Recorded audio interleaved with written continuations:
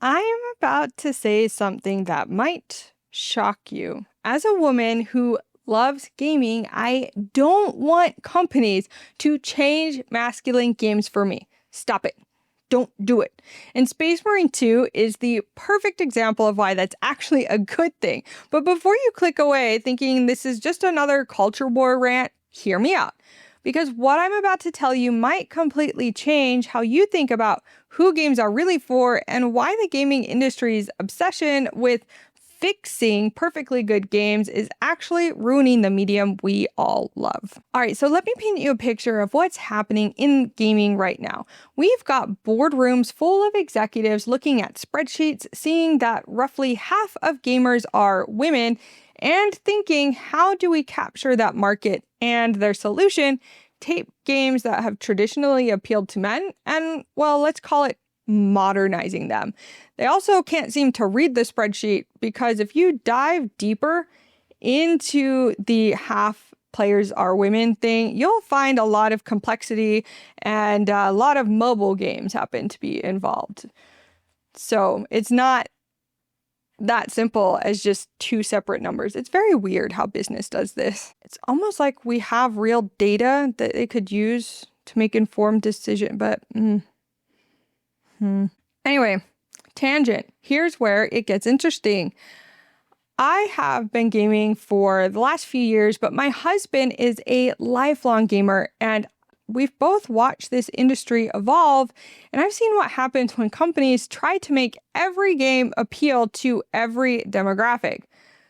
Spoiler alert, it appeals to no one. It doesn't work. Space Marine 2 could have easily become another casualty of this approach. Picture this alternate timeline here. The Space Marines have diverse gender representation. There are romantic subplots between characters, the violence is toned down, and there are lengthy discussions about the ethics of their actions. And all men look stupid and all women are OP. Sounds pretty terrible, right? That's because it would be betraying everything that makes Warhammer 40k and Space Marine 2 as a game compelling. So let's talk about what Space Marine 2 actually delivers, because this game is a masterclass in knowing your identity and sticking to it. Remember, as you're playing Captain Titus, a genetically modified superhuman warrior who's part of an organization that's essentially space fascists. I hate that word, but it totally fits here. They think they're the good guys because the universe is so completely screwed that fascism is literally the only thing keeping humanity alive. You wield chain swords because apparently regular swords aren't ridiculous enough, and your primary method of healing is executing enemies with such brutal efficiency that it inspires you to keep fighting. The game opens with you literally falling from orbit to punch aliens in the face. There's no subtlety here, no nuance, no maybe the aliens have a point. It's pure, distilled, unapologetic, masculine power fantasy, and it owns every single second of it. It's brilliant. Your squad mates aren't having deep emotional conversations about their feelings. They're trading one-liners while chainsawing through hordes of Tyranids. The dialogue is what you'd expect from warriors who've been fighting for over a century, or centuries even. Practical, direct, and occasionally darkly humorous. And you know what the beautiful thing is? It works perfectly. The game knows exactly what it wants to be and delivers on that promise without apology. Now, I want to dig a little bit deeper into why this matters, because I think we've lost sight of what these masculine power fantasies actually provide. Now, full transparency, I am a woman, so I have spoken to men about this, but I don't want to make it sound like I'm speaking for men. This is just my observation. So when men play Space Marine 2, they're not just mindlessly shooting aliens, they're engaging with themes that are fundamentally important to masculine identity. Brotherhood, sacrifice, duty, and being the protector who stands between civilization and chaos. These aren't inherently toxic themes, they're archetypal. Think about the relationship between Titus, Gadriel, and Sharon. There's this beautiful undercurrent of mentorship, loyalty, and mutual respect. Titus is the experienced veteran who's been through hell and come back stronger. Gadriel is the by-the-book warrior learning that sometimes the rules don't cover every situation. Sharon is the reliable brother-in-arms who's got your back no matter what. This is male bonding distilled to its essence. There's no competition for romantic attention, no drama about feelings, just three epic warriors who would die for each other and the Emperor without question. That's a fantasy that serves a real psychological need. And here's what I think is crucial to understand. When I played this game, I wasn't looking for representation of my experience as a woman. I'm looking to experience that masculine fantasy. I want to feel what it's like to be that unbreakable protector, to have that kind of unshakable brotherhood, to face impossible odds with nothing but righteous fury and a chainsword. I want to play right now. The game lets me explore a type of heroism that's different from my everyday experience, and that's exactly why it's valuable. This brings me to what I kind of feel is the guest house principle.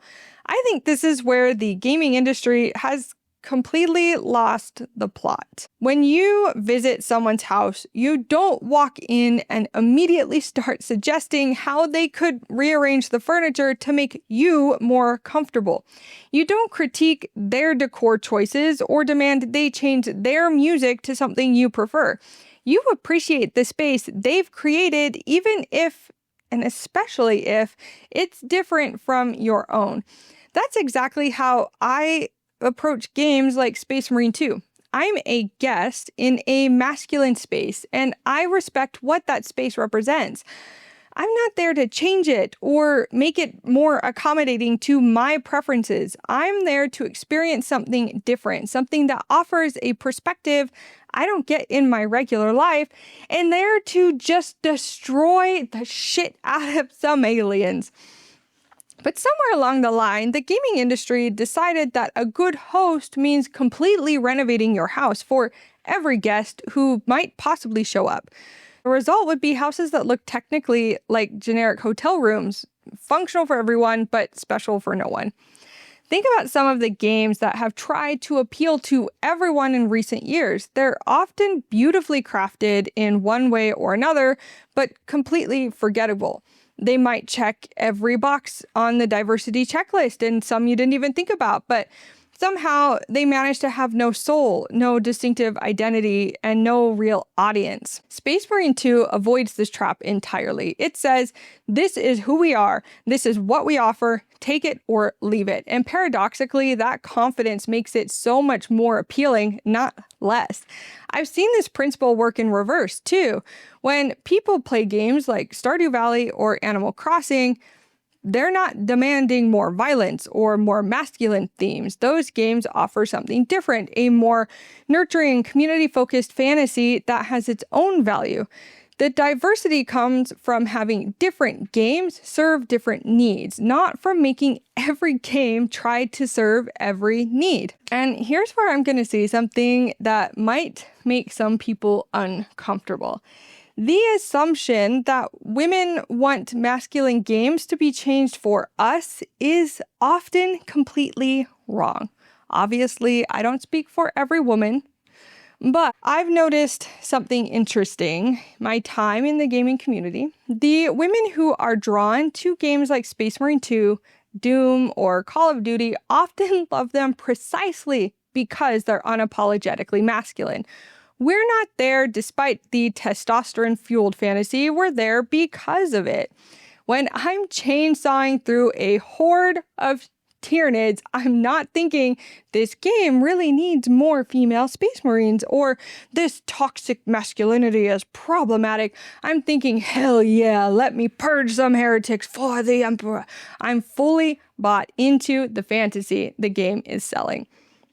This isn't unique to me. I know women who are absolutely obsessed with Warhammer 40k lore, who can tell you the difference between a bolter and a heavy bolter, who get genuinely excited about new Space Marine chapters. They're not there because the setting is inclusive. They're there because it's the most ridiculously over-the-top masculine fantasy ever created, and sometimes that's exactly what you want to escape into. And here's the thing the industry just doesn't seem to understand. We don't represent all women gamers, and that's okay. The women who complain about masculine themes in these games probably weren't going to play them anyway. You can't convert someone who fundamentally dislikes a genre by watering down the things that make that genre distinctive. It's kind of like trying to make death metal more appealing to people who hate loud music by making it quieter and more melodic. At that point, you're not making death metal anymore. You're making something else entirely, and you've lost the people who actually liked listening to death metal. The women who do love these games don't need them changed. Stop doing it. We fell in love with these games because of its incredible diversity of experiences.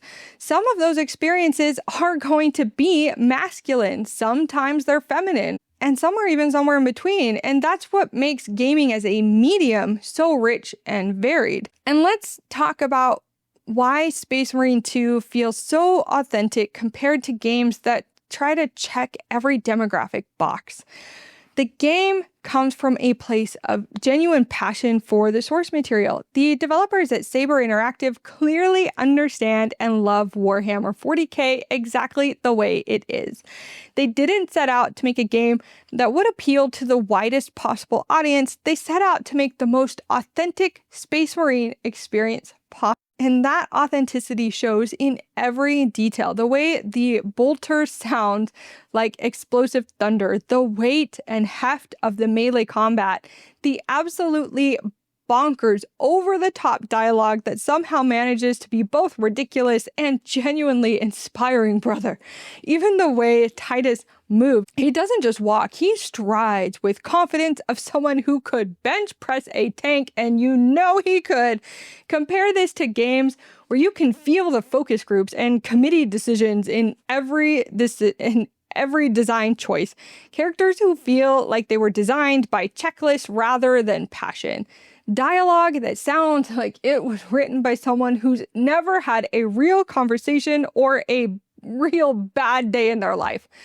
Themes that are afraid to commit to any particular viewpoint because they might alienate someone. Space Marine 2 has the confidence to be problematic by modern standards. The Imperium of Man is a fascist theocracy that commits genocide on a regular basis. Your character is a religious zealot who solves every problem with violence, and it's fantastic. The game never stops to question whether this is morally correct. It just asks you to buy into the amazing fantasy. And somehow this moral ambiguity makes it more compelling, not less, because it's not trying to be a moral instruction manual. It's trying to be an entertaining, badass power fantasy. It trusts the player to do the most basic thing, which is separate fiction from reality. And to understand that enjoying a game about space fascists does not actually make you fascist. Guess what? Gamers are intelligent. We can think for ourselves. Now let's talk about numbers, because at the end of the day, the gaming industry is a business and businesses respond to success. Space Marine 2 was a massive hit. It sold over 2 million copies in its first week, had overwhelmingly positive reviews, and generated massive amounts of positive word of mouth. The game succeeded precisely because it delivered what its core audience wanted without trying to appeal to demographics that weren't interested anyway. Meanwhile, we've seen numerous high-budget games fail or underperform when they tried to chase the broad market appeal at the expense of their core identity. Games that spent more time thinking about representation than gameplay, more time crafting the perfect inclusive message than creating compelling characters. The market has spoken pretty clearly here. Authenticity, beats inclusivity when it comes to sales. People can smell corporate cynicism from a mile away, and they reject it. But when a game comes from a place of genuine passion and understanding of its audience, people respond positively. What a novel idea. This doesn't mean that inclusive games can't be successful. It means that inclusion needs to come from genuine creative vision rather than marketing strategy. When developers create diverse characters because those characters serve the story that they want to tell, it honestly works. When they create diverse characters because the marketing department said they needed to hit certain demographics, it feels forced and artificial. Space Marine 2 even had some quote-unquote diversity. You had many different races representing the core 3 group that you played with, but it didn't ruin the story in any way because they weren't out there saying, as a black man and a Space Marine. That would have just ruined it. They just were there as their own characters, and it was unapologetic. And I loved it. Space Marine 2 succeeds because it's not trying to be anything other than exactly what it is. It's not ashamed of its masculine appeal. It's not apologizing for its themes, and it's not trying to sneak in messages that would contradict its core identity. And I think there's something even bigger happening here that goes beyond just gaming. We're living in a culture that seems to believe that masculine spaces are inherently problematic, that male bonding somehow needs to be supervised and corrected, and that traditional masculine virtues are somehow toxic. But games like Space Marine 2 remind us that there's value in these masculine archetypes. The protector, the warrior, the brother in arms. These aren't outdated concepts that need to be discarded. They're fundamental aspects of human nature that deserve to be explored and celebrated. When men don't have healthy outlets for these impulses, they don't just disappear, they find unhealthy outlets instead. Gaming provides a safe, fictional space to explore these themes without real-world consequences. It's actually a positive thing that men can live out their warrior fantasies by fighting digital aliens instead of starting real fights. And as a woman, I benefit from living in a society where men have positive role models for strength, courage, and self-sacrifice. I want the men in my life to be inspired by characters like Captain Titus, warriors who use their strength to protect others, who value loyalty and duty, who face adversity with courage rather than complaining about it. The alternative to games like Space Marine 2 isn't more inclusive gaming, it's men finding these themes in less healthy places, or worse, abandoning positive masculine role models altogether. And that's tragic. So where do we go from here? How do we preserve the kinds of games that serve important psychological and cultural functions while still supporting diversity in gaming? Well, first we need to accept that not every game needs to be for everyone. The gaming market is more than big enough to support games that serve specific audiences and niches. Space Marine 2, believe it or not, can coexist with games that offer different kinds of fantasies and appeal to different demographics. Stop taking masculine franchises and make it for me. I don't want it. Keep it the way it is. Second, we need to distinguish between representation and authenticity. Good representation comes from developers who understand and care about the communities they're representing. Token diversity that's added to checkboxes always feels forced and artificial. Third, we need to stop treating masculine themes as inherently problematic. Strength, courage, loyalty, and self-sacrifice are positive virtues that deserve to be celebrated, not deconstructed and apologized for. And fourth, we need to recognize that women, some of us enjoy masculine games, and that's not a problem that we want solved. We're not asking for these games to be changed for us. We're asking for them to stay true to what makes them special. Finally, we need developers who have the courage to create authentic experiences rather than focused grouped products. Games like Space Marine 2 succeed because they come from a place of genuine passion and understanding, not because they're trying to maximize market appeal. And let me get personal for a moment because I think this matters. I didn't start playing games like Space Marine 2 to make a political statement or to prove that women can enjoy masculine entertainment. I started playing them because they offered experiences I couldn't get elsewhere, because I genuinely like just masculining a bunch of aliens. I genuinely like being this big, strong, immovable object. When I pick up that chainsword and wade into battle, I get to experience a type of confidence and power that's different from anything in regular life. I get to be part of a brotherhood forged in battle to face impossible odds with nothing but courage and determination, to be the kind of hero who never backs down and never gives up. These experiences have actually made me feel like a better person in real life. They've helped me with courage about standing up for what's right, even when it's difficult, about the value of loyalty and self-sacrifice. And they can give role models for strength and determination that you can carry with you outside of gaming, and in a way gave me the confidence to make this video. But more importantly, it's important to appreciate and respect masculine virtues in the real world. Like, I have so much respect for the men in my life because I understand that through gaming, some of these psychological and emotional drives that motivate them. When I see men connecting over shared challenges, supporting each other through difficult times, or taking risks to protect each other, I can recognize these patterns from the games I play.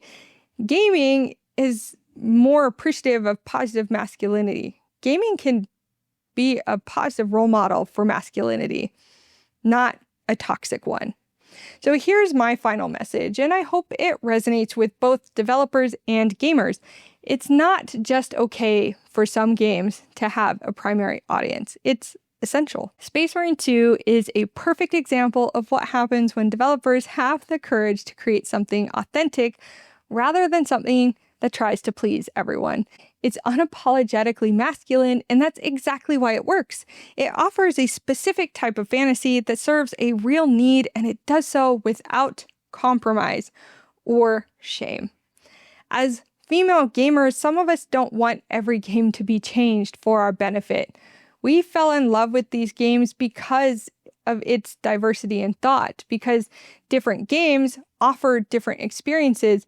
We want to continue to be welcomed as guests in masculine spaces, not as critics who demand those spaces be renovated for our comfort. And to the men watching this, your experiences and your fantasies matter too. You deserve games that speak to your interests and psychology without having to apologize for them. The industry needs to remember that you're still a huge part of their audience, and you deserve authentic representation just as much as anyone else. Gaming is at its best when different games serve different purposes and audiences. Let Space Marine 2 be unapologetically masculine. Let other games explore other themes and fantasies. The strength of gaming as a medium comes from its variety, not its uniformity. But what do you think? Have you noticed this trend of games losing their identity in pursuit of broader appeal? Are there games you love specifically because they offer a unique fantasy that's different from your everyday experience? Let me know in the comments below. Anyway, that's all I've got for you today. And if this perspective resonated with you, and if you believe that authenticity is more important than universal appeal, hit that subscribe button and that notification bell, because I'll be making more videos about gaming culture, what makes games great, and about why we need to preserve the things that make gaming special. The Emperor protects, Battle Brothers and Battle Sisters. See you in the next one. Have a fantastic rest of your day. Peace out. Bye.